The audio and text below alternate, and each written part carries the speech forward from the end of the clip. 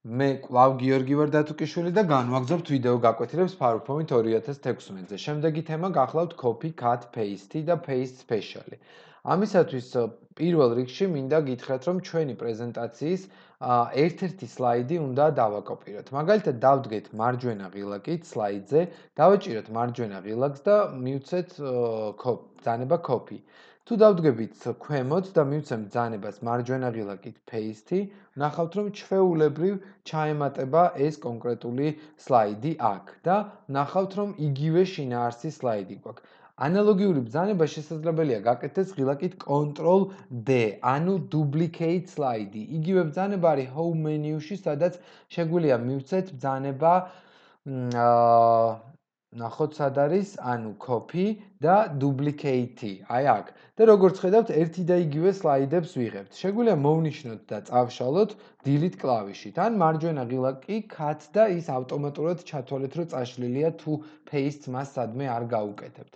რაც შეეხება რამოდენიმე სლაიდის მონიშნვას, მაგალითად შეიძლება მოინიშნოს ერთი და მეორე სლაიდი Ctrl ღილაკის დამახმარებით, Ctrl-C, ანუ copy, ან ბრძანება copy, ან ბრძანება cut, ამოჭრა და მარჯვენა ღილაკით ბრძანება უკვე კვლავ paste. თუმცა არსებობს ბრძანება paste-ში რამოდენიმე ტიპის paste.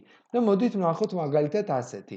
თუ ამ სლაიდს დავაკოპირებთ ჩვეულებრივ, დავდგებით ახალ სლაიდზე და მივცემთ ბრძანებას ამ ახალ სლაიდში მარჯვენა ღილაკით paste as a picture, ამ შემთხვევაში ჩაჯდება როგორც სლაიდი, როგორც სურათი და არა სლაიდი როგორც თვითონ სლაიდი.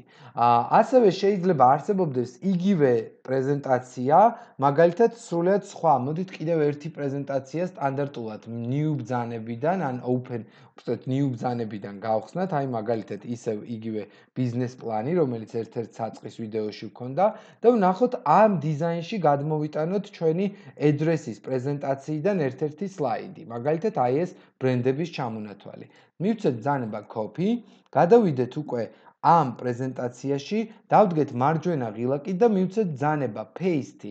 თუ მივცემთ ამ ტიპის ბრძანებას, ეს არის use destination თემი, ნიშნავს, რომ პრეზენტაციაში ჩასმული დიზაინის მიხედვით მოხდება ტექსტის გადმოტანა. ანუ რა დიზაინიც ჰქონდა ამ პრეზენტაციას, იმ დიზაინით გადმოვიდა და ჩაჯდა სწორედ ამ სლაიდში. ანუ რადგან ნაცრისფერი ფონი იყო, ხედავთ, რომ აქაც მიიღო ამ ტექსტზე ნაცრისფერი ფონი. ხოლო თუ ჩავსვავდით ბრძანებას keep source formatting, ანუ შეინარჩუნე ფორმატირებას, რომელიც მოგვაქვს წინა პრეზენტაციიდან, ამ შემთხვევაში ხედავთ, რომ ზუსტად ისეთივე სლაიდი გადმოვა, როგორი სლაიდიც ჰქონდა წინა შემთხვევაში. კიდევ ერთხელ შეგახსენებთ, რომ ჩვენ გავიარეთ ბრძანებები, რომელსაც ერქვა cut, copy, duplicate, Ctrl-C, Ctrl-X, Ctrl-D და ასევე ბრძანება Ctrl-V, რომელიც არის paste, ან paste special, რომელიც იყო აი ეს use destination თემი,